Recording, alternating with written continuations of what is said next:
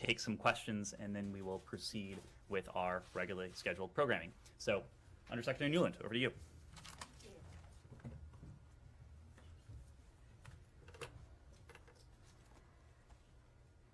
Good afternoon, everybody. Sorry to be a little late. It's great to be back in this room and working for Ned.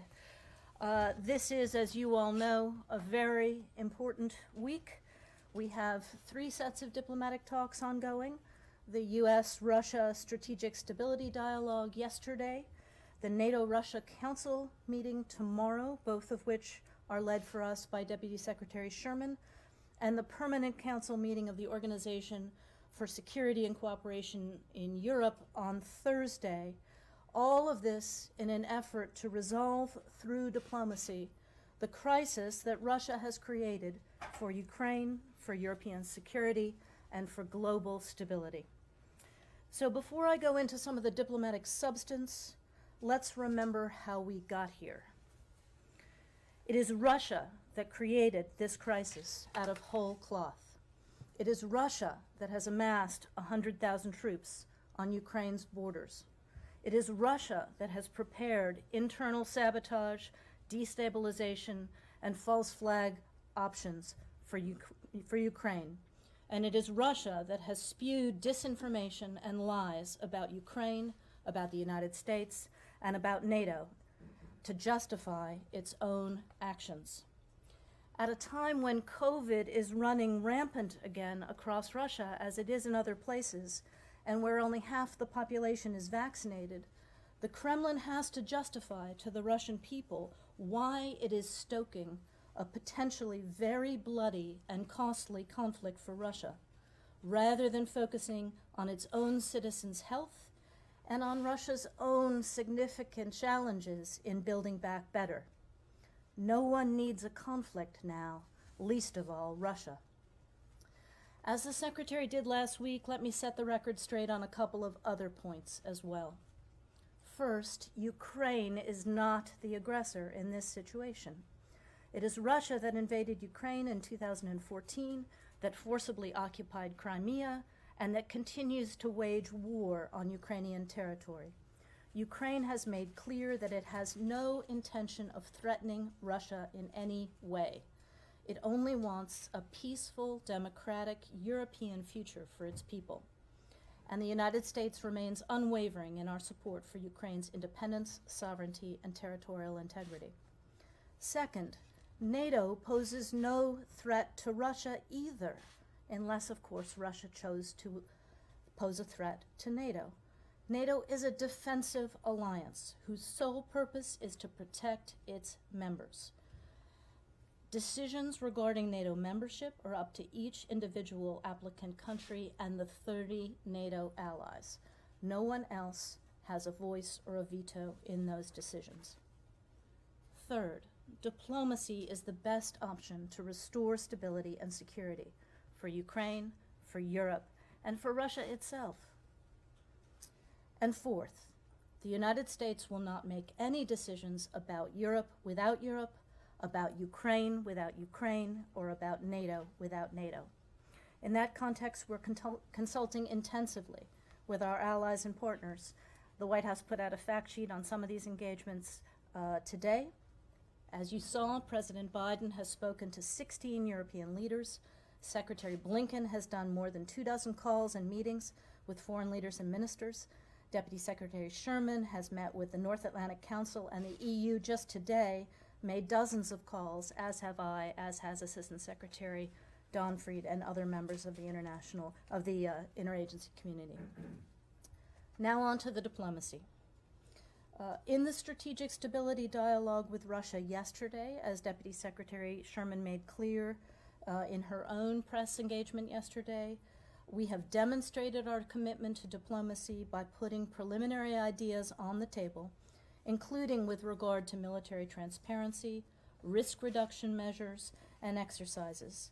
And as you know, the United States has long been interested in discussing arms control with the Russians, including both strategic and non-strategic nuclear weapons. And we reiterated those interests in having deeper discussions on these topics when we met with Russia yesterday in Geneva.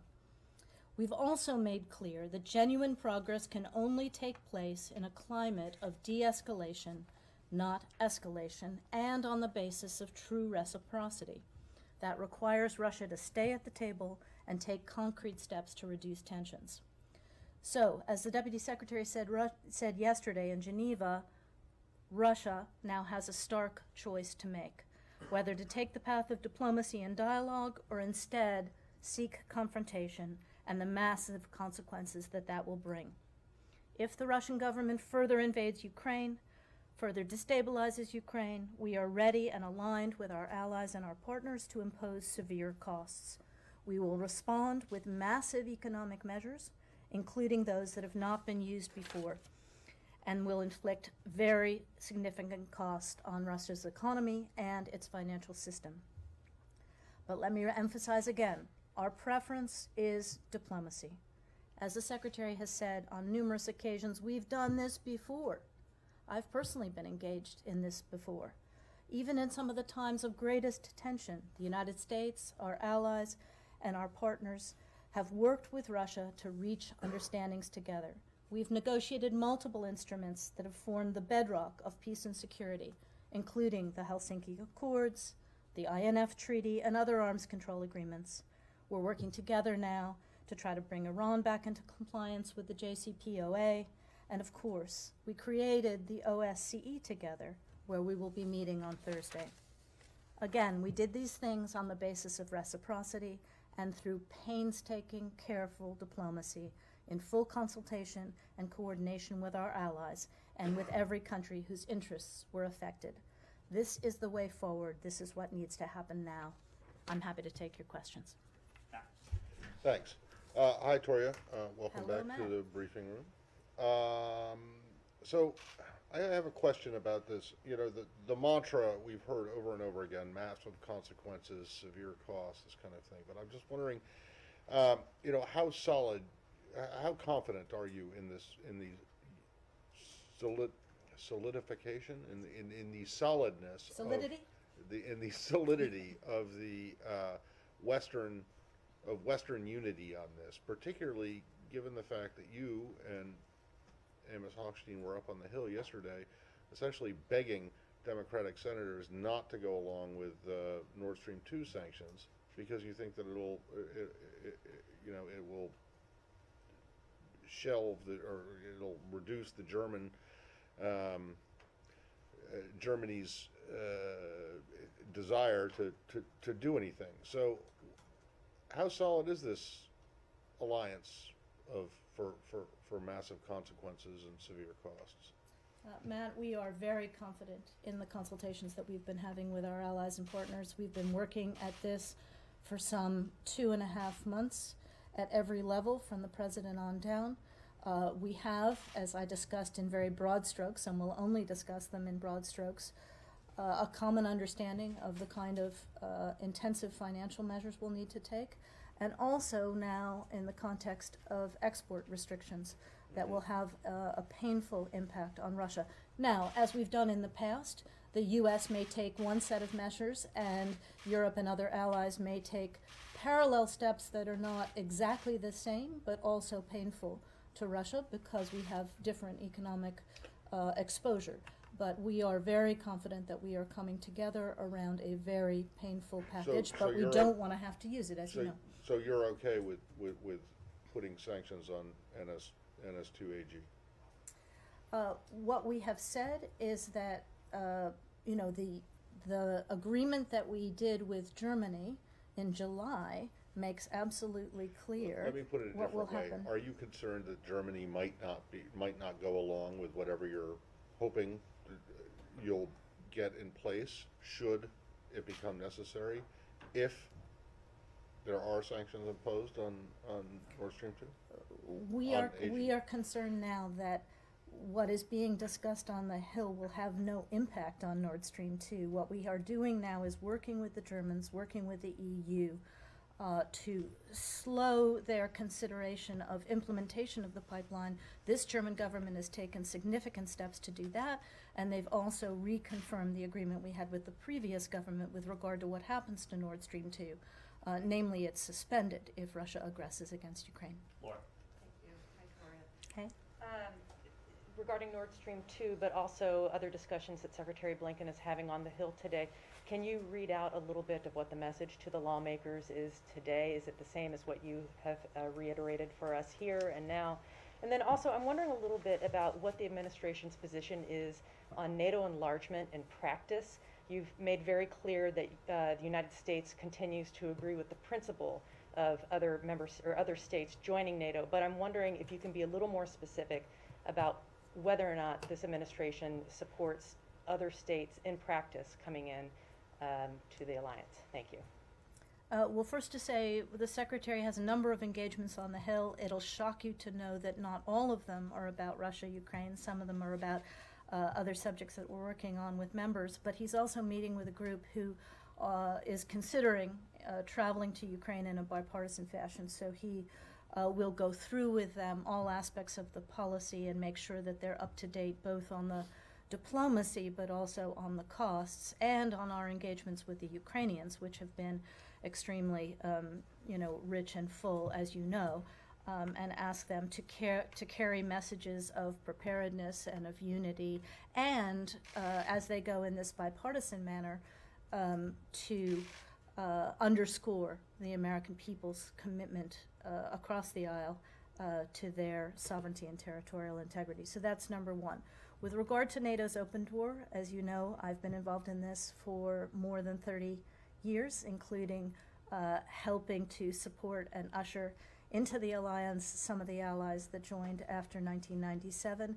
It is a bedrock principle of the North Atlantic Treaty Organization and its founding charter from 1949 that its door stays open to any European country who can meet NATO's high standards.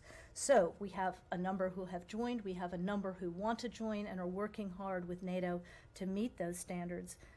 Those include Georgia, Ukraine, etc. So it is, absolutely essential not only that we live up to that principle that we've had for almost 70 years, or longer than 70 years, but also that the countries that aspire to join NATO do the hard work that's necessary to be ready. Just to drill down a little bit, I do understand that you agree and continue to support the right and the open door policy in principle, but I'm wondering, say if Finland said, we would like to join, would the United States support Finland joining? Would the United States support Sweden joining? Would the United States, I'm not trying to make this just about Ukraine and Georgia today. I think across the 5 administrations that I have served, we have always said to Finland and Sweden, anytime you want to talk to us about membership, we are ready to do that. But again, Finland and Sweden would also have to be measured against NATO's high standards. Obviously they are long-time established, stable democracies, so that conversation would be slightly different than it is with countries that are making the transition to democratic systems and dealing with, intensive problems of corruption and economic reform and democratic stability, et cetera. Andrea, then Daphne. Thank you very much, Toria.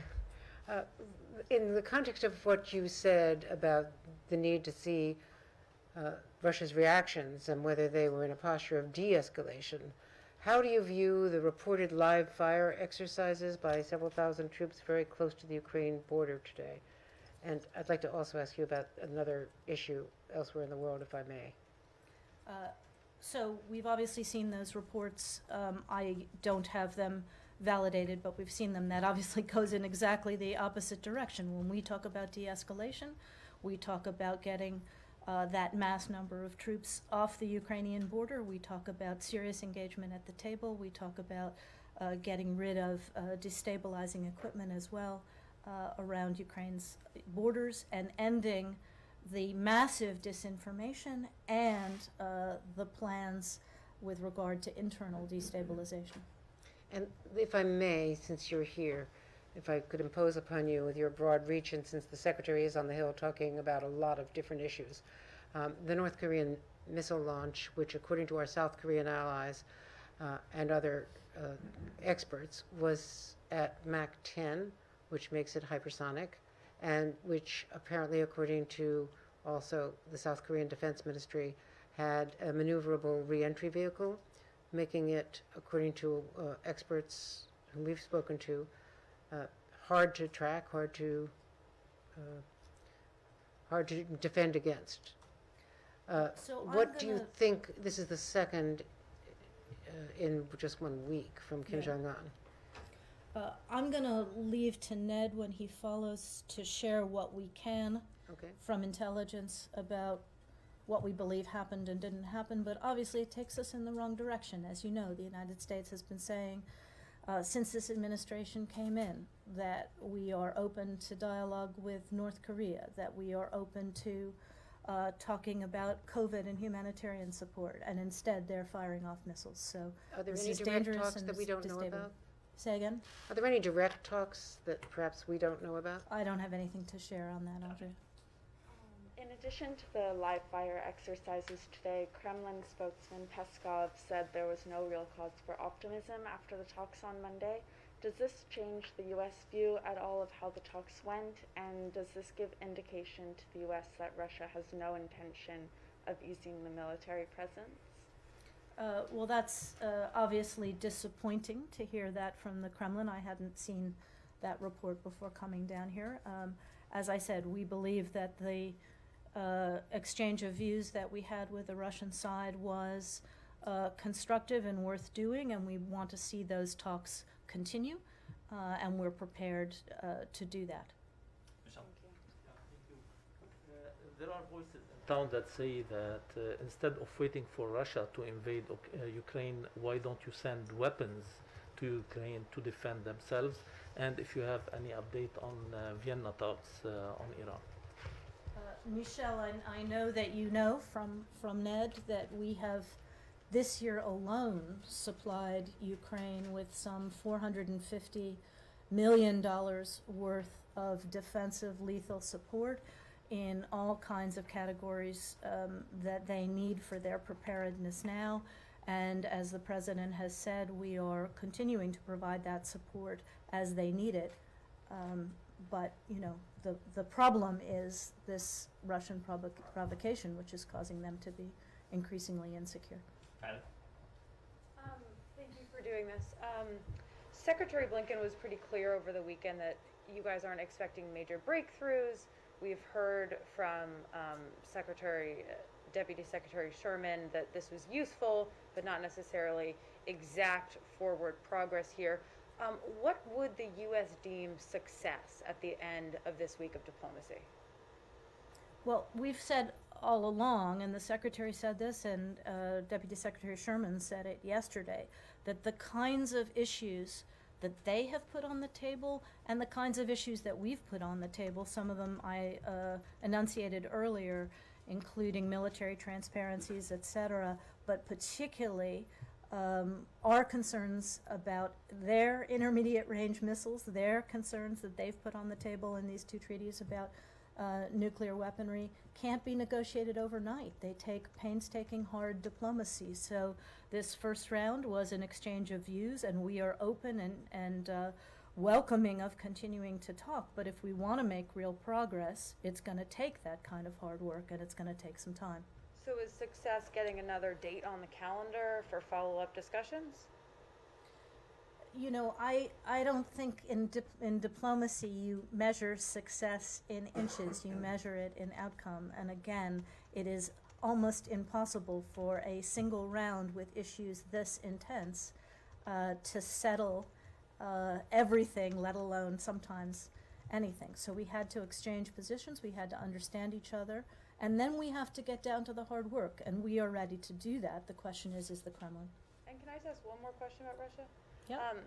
I'm curious if the United States has a time frame for how long you think Russia can financially back the placement of troops along the Russia-Ukrainian border, or if they have no timeline and they're willing to put any amount of resources into maintaining that aggression.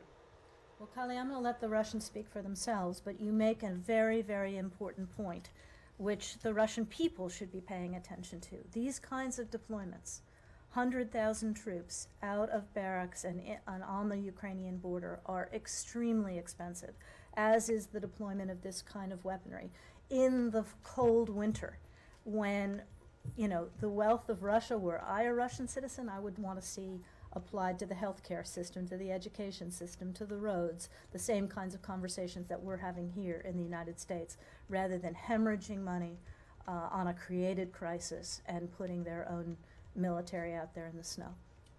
Time for a final question or two. Yes, sir. Please. Victoria, thank you.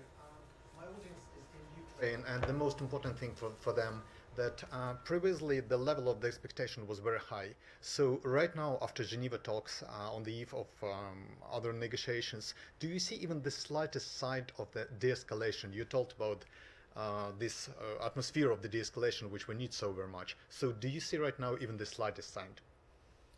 Well, again, in light of the news we've heard today, we haven't seen the kinds of steps that we need to see in terms of Russian de-escalation. And as we've said, as these talks continue, they will not be successful unless we can do this in an atmosphere of de-escalation. Ukraine should not have this sword of Damocles hanging over it. What I would like to say to the Ukrainian people and to Ukrainian leadership is that national unity is absolutely essential at this moment, and to make the case continually, as you've always made to us, that your independence, your sovereignty is about your European aspirations. And we understand that completely, but it's important to be united now in the context of what's going on. Good to see you behind the podium. My question to you, as you said that you've worked with, back in 1997 and so on, you've seen the entry of countries and so on into NATO, so you know quite well. Why shouldn't Russia feel threatened and affronted by Ukraine or any other bordering country joining NATO? I mean, NATO is not exactly a country club. It is a military alliance. It has, you know, probably Russia in its crosshair. So why shouldn't they fear the joining of Ukraine? Saeed, I'll say it again. Ukraine is, sorry, Russia. try this again. I will say this again. NATO is a defensive alliance. It is about defending its members against any potential attack. It is not in the attack business itself. We also have these long-standing relationships between NATO and Russia, which, you know, I was part of building back in the 90s and in the early aught years. And the hope was that Russia and NATO would increasingly be doing a lot of European security together rather than seeing each other as enemies. But Russia chose not to go in that direction. And again, NATO is about defending its members. In fact, NATO never even had any forces on its eastern edge because we didn't feel the need to have troops close to Russia until Russia invaded Ukraine in 2014 and led NATO members to be concerned that they might keep going into NATO territory. So it is Russia that created this situation that brings us closer to their borders. It's not something that we wanted to do. Thanks, everybody. Thank you, Great to Doria. see you all.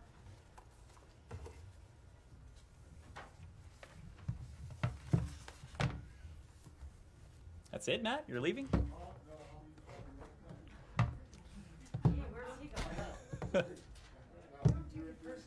I've learned not to, especially with him. Let me get through a couple pieces of business at the top, and then happy to take your questions. First, today, the United States Agency for International Development announced the United States government's initial 2022 contribution of more than $308 million for humanitarian assistance for the people of Afghanistan. This new funding brings total U.S. humanitarian aid in Afghanistan and to the Afghan refugees in the region to nearly $782 million since October 2020 alone. President Biden has been clear that humanitarian assistance will continue to flow directly to the people of Afghanistan, and the United States remains the single largest provider of humanitarian assistance in Afghanistan. This assistance includes food and nutrition assistance, support for healthcare facilities and mobile health teams, winterization programs that includes the provision of emergency cash grants, shelter kits, heaters, blankets, and warm clothing, and logistics and transportation support to ensure that aid workers and critical relief supplies can make it to the hardest areas to reach. This new contribution from the United States will provide life-saving aid for the most vulnerable Afghans, and that includes women and girls, minority populations, and people with disabilities. In addition, the UN launched its Afghanistan Humanitarian Response Plan with the world's largest humanitarian funding appeal ever. The United States remains committed to helping the people of Afghanistan. However, for this assistance to be the most effective, all aid workers, especially women, must be permitted to operate independently and securely and be able to reach women and girls without impediments. The United States continues to urge the Taliban to allow unhindered humanitarian access, safe conditions for humanitarian aid workers, independent provision of assistance to all vulnerable people, and freedom of movement for aid workers of all genders. We will continue to work to alleviate the suffering of the Afghan people and call on other donors to continue to contribute to this international response.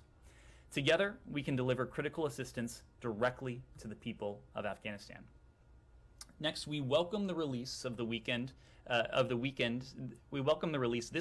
activists Rami Kamel and Rami Shah from pretrial detention in Egypt, and we encourage the government of Egypt to continue additional releases of long-term detainees. The United States will continue to engage with Egypt on human rights issues and to emphasize to the Egyptian government that our bilateral relationship will be strengthened by improving respect for human rights and fundamental freedoms. And finally, the United States notes the January 9th decision by Somalia's National Consultative Council to complete the country's long overdue parliamentary elections by February 25th of this year. We call on all of Somalia's national and federal member state leaders to adhere to the newly agreed timeline and correct the procedural irregularities that have marred the process to date. Somalia's elections are more than a year behind schedule, and February 8th will mark the one-year anniversary of the expiration of the president's term. The United States is prepared to draw on relevant tools, potentially including visa restrictions, to respond to further delays or actions that undermine the integrity of the process. With that, happy to take any remaining questions. Daphne. Can I start with Ethiopia? Sure. An airstrike in Tigray on Monday killed at least 17 people, mostly women, and wounded dozens, aid workers have said. This was the same day that Biden spoke with Prime Minister Abiy and urged a stop to the airstrikes. Did Abiy offer any commitments to stopping airstrikes during the call? And with civilians being killed in these, what will the U.S. do to ensure that the airstrikes stop? Let me make a couple points on that. First, as you noted, the president did have an opportunity to speak to Ethiopian Prime Minister Abiy yesterday on January 10th. The president did raise specifically concerns about recent airstrikes causing civilian casualties and other human rights violations. We have consistently called out violations of human rights by all parties to this conflict, and we will continue to do that in all of our engagements at the most senior levels and including in our public statements. We also believe, and you've seen us resort to measures to this effect, that there must be accountability. We supported a move, for example, by the Human Rights Council last month to establish an independent commission of experts for Ethiopia. We believe fundamentally, and this has really been at the core of our approach to the conflict in northern Ethiopia over the course of this administration, that the best way to end the human rights abuses, to end the violence, the conflict, the widespread suffering, the humanitarian strife, is to bring this war to a close. And that is what we have been so focused on. We are pursuing robust diplomacy. Yesterday's leader-level call was an element of that. Ambassador, Special Envoy Feltman, and now Special Envoy Satterfield are deeply engaged in this, have been deeply engaged in this, working very closely with former President Obasanjo, working with other regional leaders, working with the AU as a whole to bring about an end to this conflict. We do believe the current situation offers an opportunity for both sides to demonstrate good faith and to demonstrate that progress is on the horizon. They can halt combat operations. They can come to the negotiating table. Again, all in furtherance of what is our overriding goal, and that's bringing this conflict to a close. Andrea, sorry. On the airstrikes, did Abiy make any commitments in the call with Biden? Well, we have read out our side of the call. I just offered some additional detail. I will leave it to the Ethiopians to read out what the Prime Minister said. White House? I'm sorry? Maybe to the White House? Well, I suspect the White House will be in the same position of leaving it to the Prime Minister to speak to what precisely he said, but we can be, you can be very confident that President Biden raised these concerns. There was no ambiguity about the fact that we do have serious concerns, including regarding what has transpired in recent days. Andrea. Could you follow up about North Korea and the reaction to what has been described as a hypersonic missile which landed in the Sea of Japan, but which did have a maneuverable reentry vehicle? Well, you heard from Indo-PACOM overnight. You've also probably seen the language that has emanated from the State Department. We have made very clear that we condemn this latest ballistic missile launch. Indo-PACOM put forward a statement overnight that made clear our assessment that the launch did not pose an immediate threat to U.S. personnel or territory or to our allies. But the launch clearly does highlight the destabilizing impact of the DPRK's illicit weapons programs. It violates multiple UN Security Council resolutions. It poses a threat to the DPRK's neighbors and to the broader international community. This is precisely why we have, for some time, including in recent days, been consulting very closely with allies and partners. You may have seen that our ambassador to the UN, Linda Thomas-Greenfield, spoke on this topic yesterday from New York. We're consulting closely with our allies and partners on this. As you know, our commitment to the defense of the Republic of Korea and Japan is ironclad. And when it comes to North Korea, we continue to call on the DPRK to refrain from further provocations, and importantly, to engage in sustained and substantive dialogue. What we have been open to, and in fact calling for some time now. We have not, the DPRK has not responded to these overtures, but we continue to believe that dialogue, we continue to believe that diplomacy is the best path forward. And we're going to continue to plot out that course with our allies, to work in lockstep with our allies and our partners. And we will be ready if the DPRK demonstrates that it is willing to engage in such diplomacy. Well, this launch got approximately 425 miles into the Sea of Japan, but we have consistently underestimated the rapidity of Kim's advances. Do you agree with the FAA decision for the unusual ground halt for slightly under 15 minutes of West Coast air traffic minutes after this launch?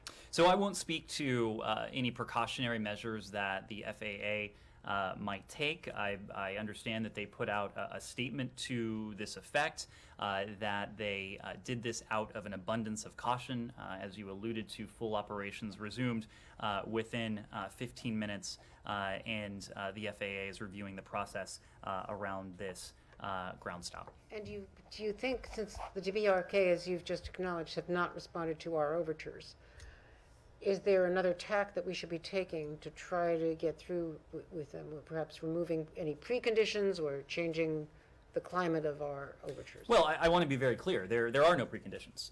We think that diplomacy and dialogue is a viable option right now. It is, we think, incumbent on the DPRK to cease these provocations, to demonstrate that they too are interested in and hopefully serious about this dialogue. And if they are, they will find a willing counterpart in the United States and our allies as well to engage in this dialogue. Can I follow up on that? Sure. Yeah, just to follow up on that last question, is there any kind of clock for the U.S. as far as determining when to change course when it comes to DPRK. Yesterday's joint statement by Ambassador Thomas Green, she mentioned every time they fire a missile, they make advancements. So is there a clock similar to how you mentioned a clock with negotiations with Iran?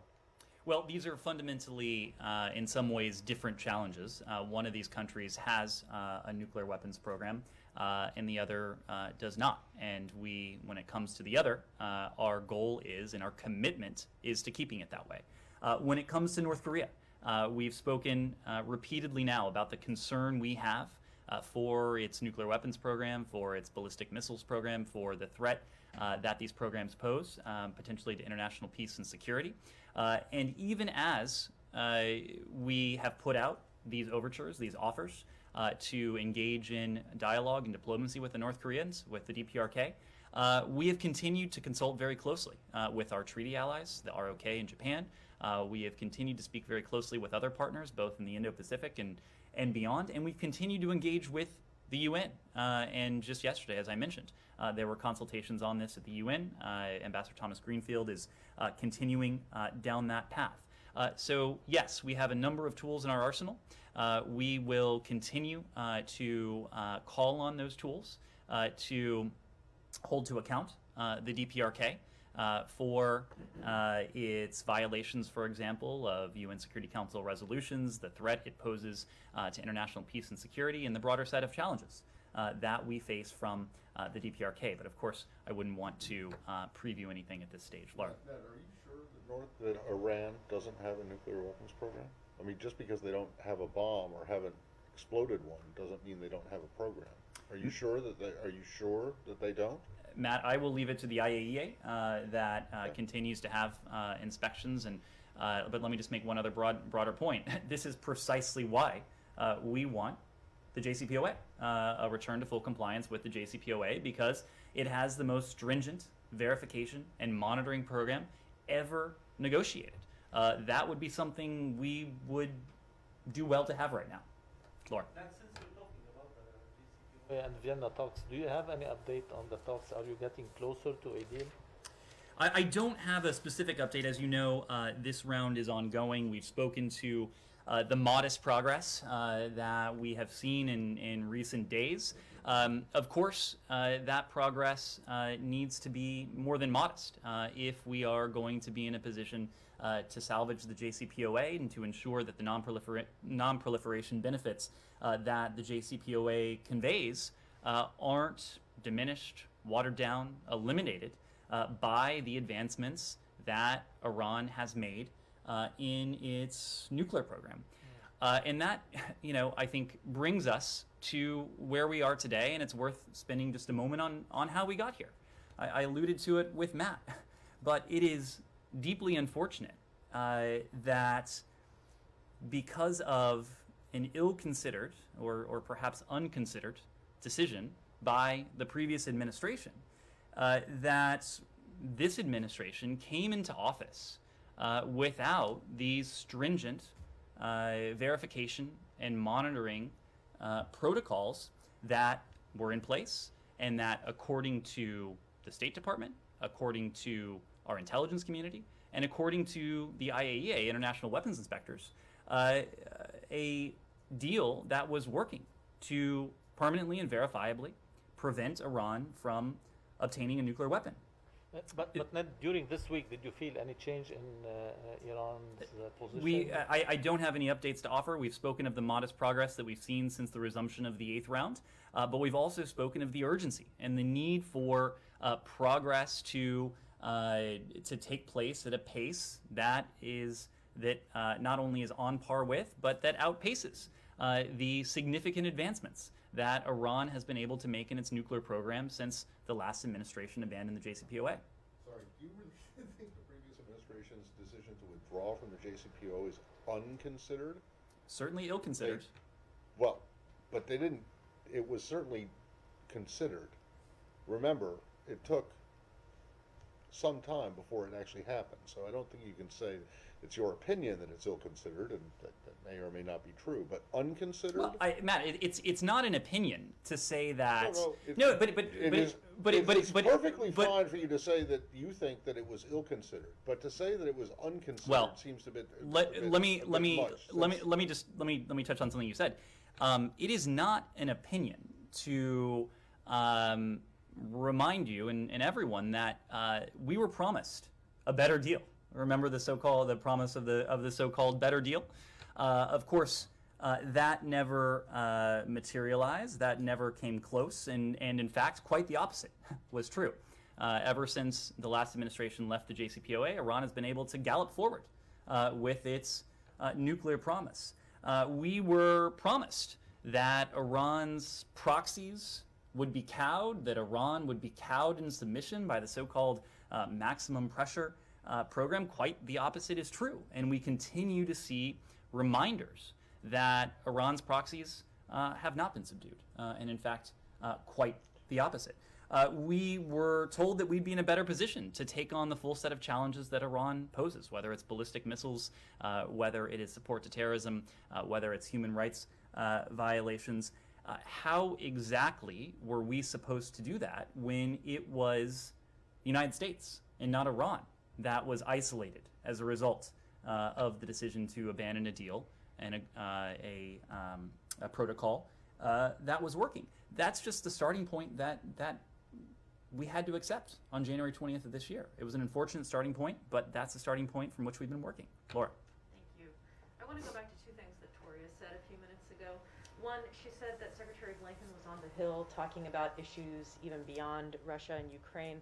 Presumably that includes Nord Stream 2 and North Korea. Can you confirm that? What was his message on both of those issues, each of those issues, and is there anything else that he was briefing the Hill on? And then secondly, kind of more broadly, at the end of her comment, she said that we haven't seen the kind of de-escalation we want from Russia. I'm just wondering how you would advise we read that. Is that some kind of warning that a tripwire is about to be crossed, or what kind of consequence? Is this just another reiteration of the fact that they haven't pulled back yet? Is there some kind of red line or warning that the United States is trying to issue at this point? I did not take that as a warning. I took it as an observation. It was an observation that we just have not seen the type of de-escalation that we think is necessary if there is to be meaningful progress in the context of the diplomacy and dialogue that's taking place between the Russian Federation, the United States, our allies, and our partners. That's just a fact. Yesterday at the SSD, the Strategic Stability Dialogue, it was about putting ideas on the table. It was not about reaching breakthroughs or coming to any firm agreements. We've been very clear that we will do that only in consultation and only together with our allies and partners. And that's part of the reason why there is a meeting of the NRC tomorrow. There's a meeting of the OSCE Permanent Council on Thursday.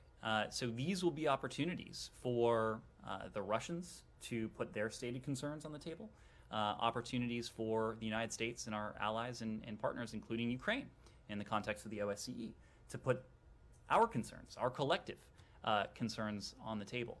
We can do that now, but if we are going to have meaningful progress towards these reciprocal measures, that would redound positively on our collective security, our meaning the collective security of the transatlantic community, we will need to see de-escalation. That can't take place in an environment of escalation. And that is why the Undersecretary was just observing that we haven't yet seen that. And what kind of de-escalation are you looking for? Is it removal of troops? Is it stopping the live fire? Is it removal of helicopters? All the above? More? I would say yes. The fact is, and we talked about this yesterday, several months ago, there were not 100,000 troops on Ukraine's borders. Several months ago, there were not these large-scale live fire exercises. Several months ago, there were not maneuvers with heavy weaponry, with helicopters, the other reports that we've seen in recent weeks and even recent days. All of this the Russians have done in recent months. They have done so in a manner that was clearly not an attempt to be furtive or stealthy. It's hard to be stealthy when you're moving 100,000 forces along in internationally recognized borders. That underscores and undergirds our concern. And the fact that this was done and is being done in an effort to intimidate and an effort to coerce. And our concern, and Undersecretary Nuland made a reference to this when she spoke about the potential for a false flag operation. Our concern is that the Russians will again resort to the playbook they've resorted to in the past, including in 2014, when they did something very similar. And they amassed troops along Ukraine's borders. They offered specious explanations and justifications that ultimately they pointed to a pretextual purported provocation. They said that the Ukrainians had done this, that, or the other, and that's why they needed to cross the border. That is our concern here. I should say it's one of our concerns here, that the Russians will resort to what has been their playbook, and may still be their playbook. So yes, de-escalation to us would mean many of those things, if not all of those things. It would mean troops returning to their barracks. It would mean transparency around any legitimate exercises that were to take place on Russian soil. We'll be looking for all of those things in the days and weeks ahead if we are in a position to make meaningful progress. And I'm sorry, the meetings on the Hill by the Secretary, I understand Afghanistan was also on the agenda? Look, I will leave it to members to speak to these engagements if they want. The point I will make is that we are committed to consulting with members in Hill offices, as the Secretary likes to say, not only on the landing, but on the takeoff and in between.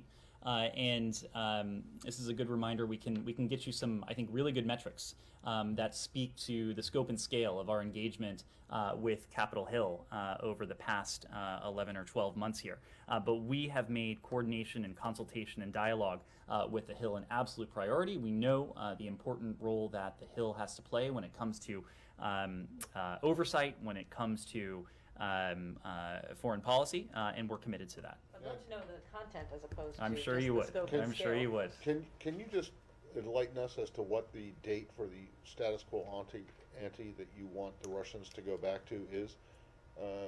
Does it go back to 2014, or is Crimea a lost cause for you now?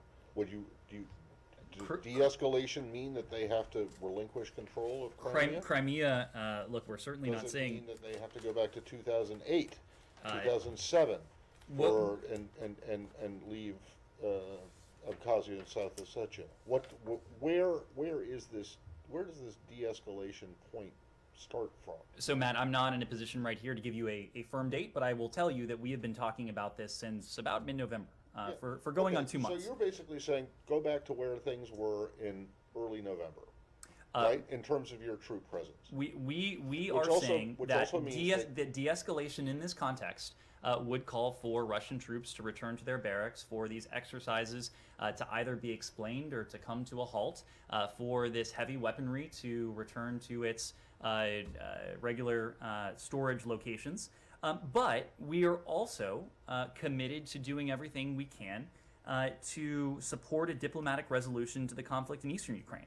And obviously, of course, Ukraine has demonstrated a commitment to finding a peaceful end to the war. We stand ready to support those efforts, including, as we've heard. Well, what's the administration doing to back up its demand that Russia get out of Crimea, and to say that the annexation, quote unquote, annexation of Crimea is illegitimate? What are you doing about that, or is that just not an issue in this current the attempted annexation of Crimea is something that we have responded to since 2014, and there are sanctions in place, and there will be sanctions in place, and there will be measures to hold the Russian Federation to account for its aggression, as long as that aggression persists. Tracy.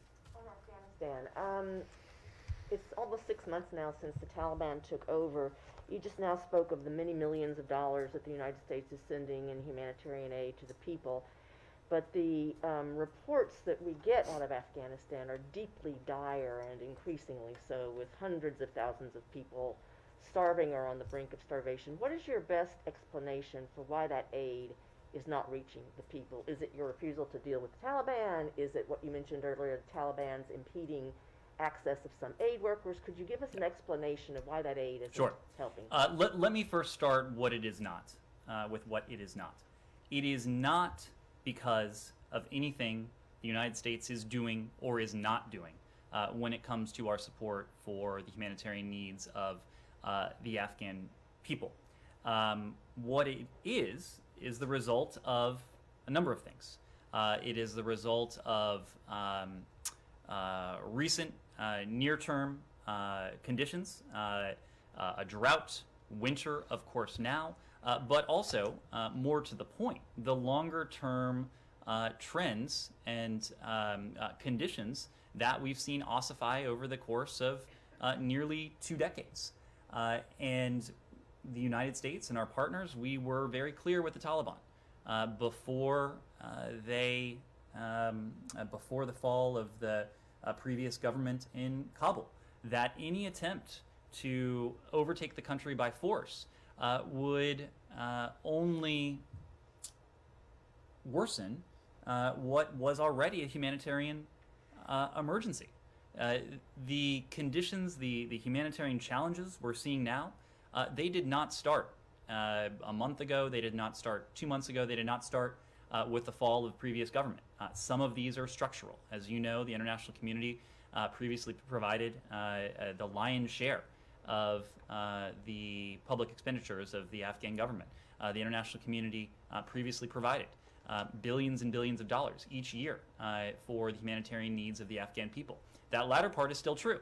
The international community is providing, and the UN today, as you heard, has started a pledge campaign to raise some $5 billion, including about $4.5 billion for the people of Afghanistan and about $500 million for refugees in the region. Now, the United States, as I mentioned before, has been the world's leader in providing that humanitarian assistance, more than $750 million since October of 2020 alone.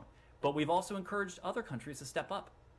That remains the case. Other countries, including those in the region, including some of those that may share a border with Afghanistan or that may be in close proximity to Afghanistan, we need to see countries around the world step up, just as the UN called for today, to demonstrate their commitment to the humanitarian needs of the Afghan people. It is not in anyone's interest, whether you are a country that is thousands of miles away, like the United States, or you're a country that shares a border with Afghanistan, to see deprivation, to see instability, to see hardship within and among the people of Afghanistan. We've done more than that, however. Beyond our humanitarian leadership, beyond our galvanizing call to action, as you know, the Treasury Department has issued both general and specific licenses to facilitate the provision of humanitarian aid to the people of Afghanistan, to send a very clear signal that not only is the United States government not standing in the way, that we are doing everything we can to call on the international community to do what it can to help the people of Afghanistan. Recently, we supported the release of the so-called ARTF funds of the World Bank, the Afghan Reconstruction Trust Funds, $200 million for the people of Afghanistan. As we've alluded to before, we're looking at other ways, including in conjunction with the UN, that we might be able to support the people of Afghanistan, importantly, in a way that doesn't flow through the coffers of the Taliban. Do you have do you have metrics to show, though? You like to talk about metrics to show that money or aid, I mean, is getting to the people. I mean, how do you measure that? Well, it is, as you know, it is more complex in the in the context of Afghanistan, because it cannot flow through the coffers of the Taliban. And so the United States and our partners were reliant on primarily on our NGO partners on the ground to dispense with these humanitarian funds. We are regularly in contact with these humanitarian partners. They continue to operate on the ground. They continue to implement programs from winterization to healthcare to nutrition to education. And so we are regularly in touch with them, and they are in a position to offer reports on that progress. Kylie. We are hearing that the evacuation flights are still grounded. It's been about a month now. We're also hearing there are about 80 Americans still in Afghanistan who would like to leave. So when was the last evacuation flight that left Afghanistan, and are those two things accurate, that they're still grounded and there are about 80 Americans who want to leave? Well, let me just give you some context. As you know, we made clear prior to August 31st that our commitment to U.S. citizens, to lawful permanent residents, to Afghans to whom we have a special commitment would not end on any date certain and not on August 31st. And since August 31st, 479, we have directly assisted the departure of 479 U.S. citizens and 450 lawful permanent residents. There are others whose departure we have indirectly helped or supported in various ways. We are working currently with a few dozen U.S. citizens and their families who have identified themselves as prepared to depart and who have the necessary travel documents to do so.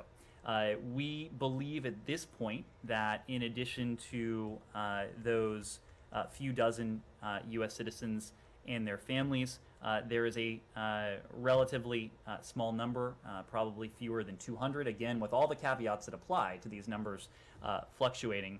But we're in touch with about 150 other U.S. citizens who don't want to leave Afghanistan at this point, or otherwise not ready to depart. We've worked very closely, as you know, with our partners, including the Qataris, on these relocation efforts. We have a team here at the Department of State that is dedicated to this mission around the clock. And again, our commitment to any American citizen who may or may not be ready, who may or may not wish to leave, is that if he or she and their family wish to leave and they're ready to leave, we will be there to assist them. Sorry, when was the last evacuation flight? I don't have that available now, but again, our commitment to Americans is sacrosanct, and we're continuing to work very closely, not only with them, but also with our partners, including the Qataris, with whom we've worked on these relocation flights. Is it problematic that these evacuation flights have been halted for so long? Again, I think you can look at our track record and the fact that we have relocated more than 900 U.S. citizens, lawful permanent residents, not to mention a significant number of other Afghans who meet the criteria for relocation, I think speaks to not only the commitment, but also the ability that we have to relocate Americans and those to whom we have a commitment. The Afghans? It was, as of a couple weeks ago, it was in the ballpark of a couple thousand. Saeed. Thank you. Switching gears to the Palestinian issue. Ned, there are Israeli reports that they are headed towards evicting more Palestinians, or evicting Palestinians from Sheikh Jarrah and from Silwan, despite your repeated calls on the Israelis not to do so. What can you do to sort of persuade them not to actually go ahead with this action? Saeed, on the general issue, we've been very clear that it is critical for Israel and the Palestinian Authority to refrain from unilateral steps that exacerbate tensions or might otherwise undercut efforts to. But the Palestinian Authority does not evict any Israelis.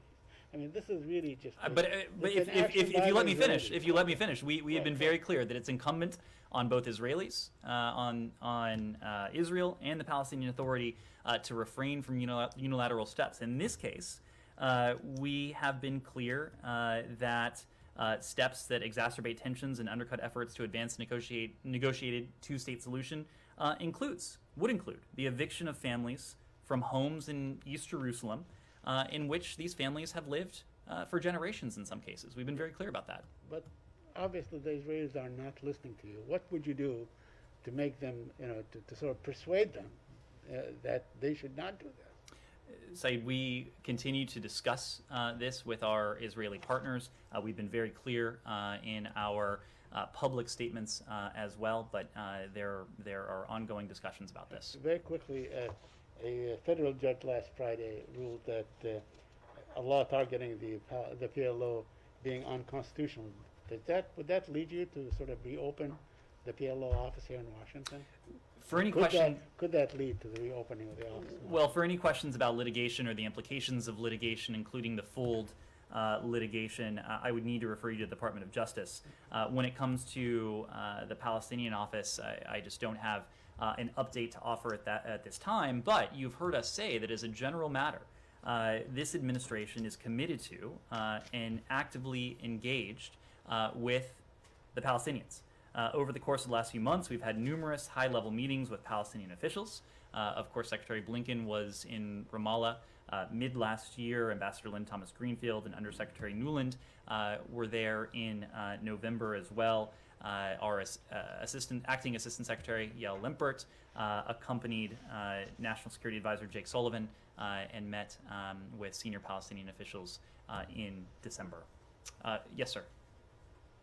If I may return to Ukraine very shortly, tomorrow during NATO-Russia Council, we will definitely hear one more time the demand that Ukraine will never become a member of NATO.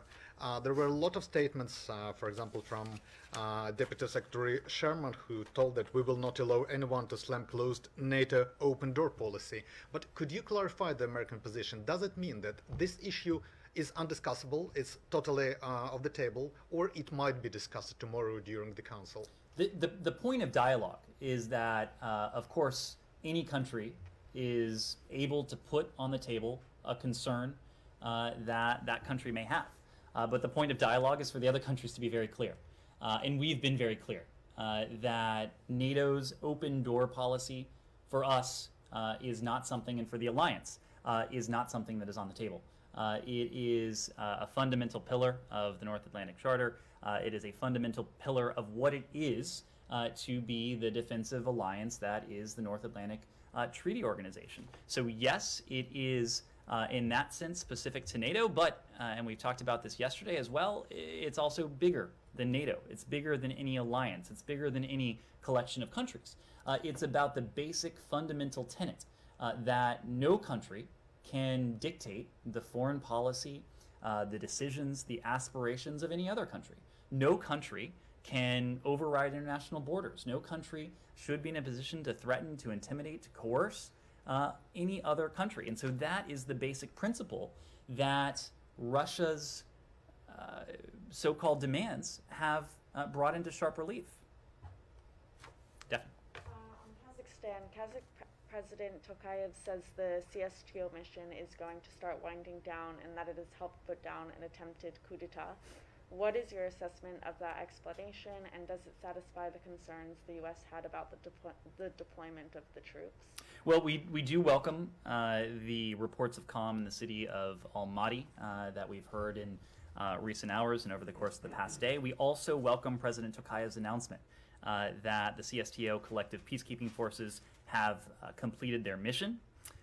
Until that process is completed and until the CSTO peacekeeping forces are withdrawn, we'll continue to call upon all collective security treaty organization, collective peacekeeping forces to respect international human rights and to uphold their commitment to promptly depart Kazakhstan as the government of Kazakhstan has requested. With Kazakhstan's constitutional institutions in place, we are hopeful the situation can be resolved peacefully. Final question, yes. On Afghanistan, there are reports, foreign policy reported that the Taliban have begun to replace diplomats who refuse Taliban rules, threatening them of violence and such things. So are you aware of these reports, and how do you comment? I will, I'm not in a position to confirm these reports when it comes to the makeup of any sort of Taliban delegation.